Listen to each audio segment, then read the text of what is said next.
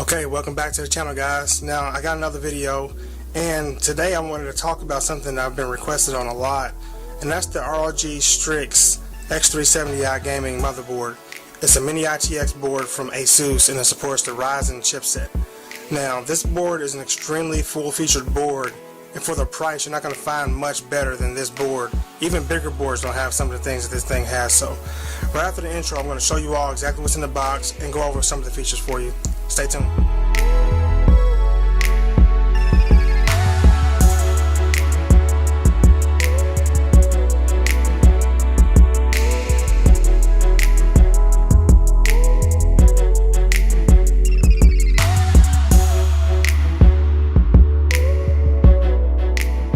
So I have it sitting on my desk.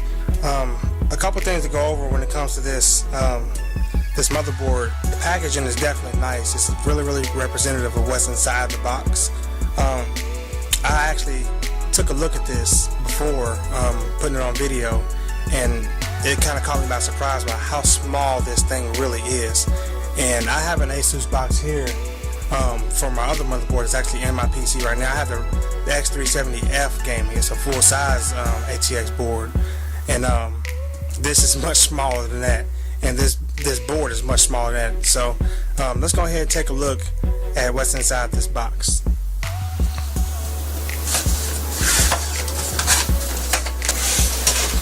So first I just want to go over like all the accessories that come with the box, because there's a lot of them. We got what looks like to be some SATA cables, or some SATA connectors for the hard drives. Then we have just some standoffs, it looks like, for the M.2 drive. We have the Wi-Fi module.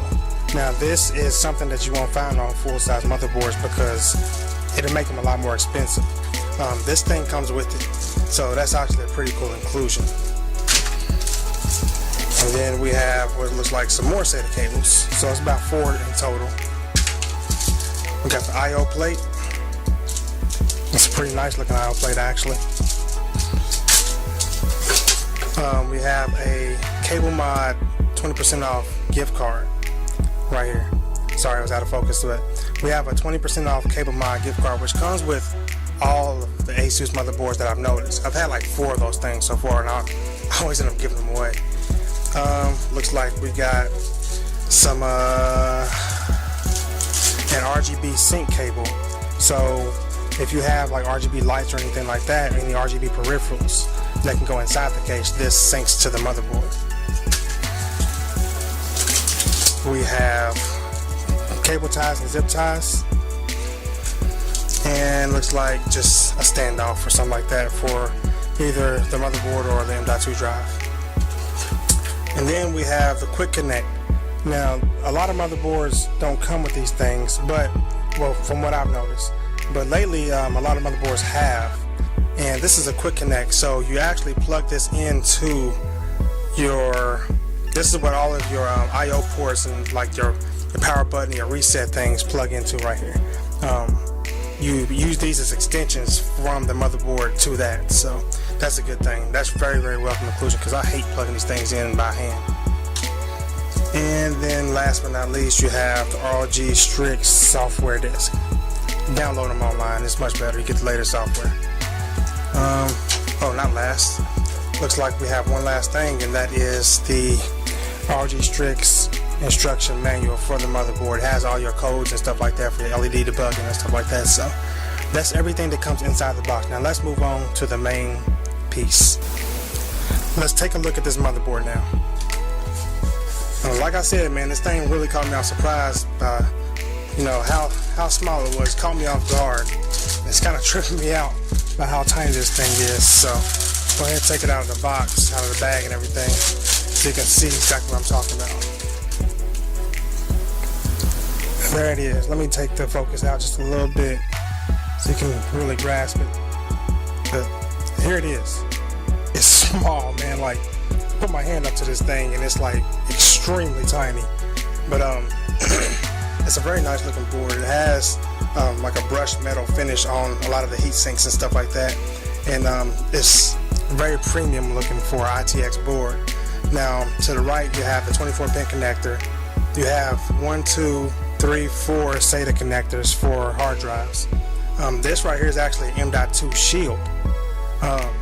You take this off and there's an M.2 slot right beneath it. You can kind of see up under there a little bit what I'm talking about, where the connector part is. It does have one full-length x16 or X16 PCIe slot for a graphics card. Let's turn around on the side. On this side there is looks like the USB 3, the USB 2. There's a 4-pin fan connector. I'm not sure what this is. I have to figure out what that is, but it looks like some type of sound connector thing. There's another 4-pin port for a fan connector. Switch it over to the top of the motherboard. There are 2 RGB headers, and one of these is an addressable RGB header, which is actually really nice. So you have those 2. You have more fan headers, 1, 2, 3. So far in total it looks like about 5 of them on this small tiny board. You have an 8-pin power connector for powering the motherboard also. And moving on to the back, you have your I/O ports, and you have 1, 2, 3, 4 USB 3, 2 USB 3.1. You have a gigabit LAN connector, and then you have the Wi-Fi modules right here to connect that Wi-Fi part I was talking about. Then you have your sound and audio output right here. So all in all, this is a pretty nice full-featured board. Now turn on the back. There's actually a surprise because I didn't know that there was an extra M.2 slot. I'm not sure if this is NVMe or not, but there is an extra M.2 slot sitting right there, which is very, very welcome inclusion. So you can literally get rid of all hard drives and have a hard driveless, a physical hard driveless system if you want to. But yeah, that's the overview of the board. It's a pretty nice looking board. It's very, very nice looking. It's very premium for what it is. It costs about $189, I think it was, on Amazon.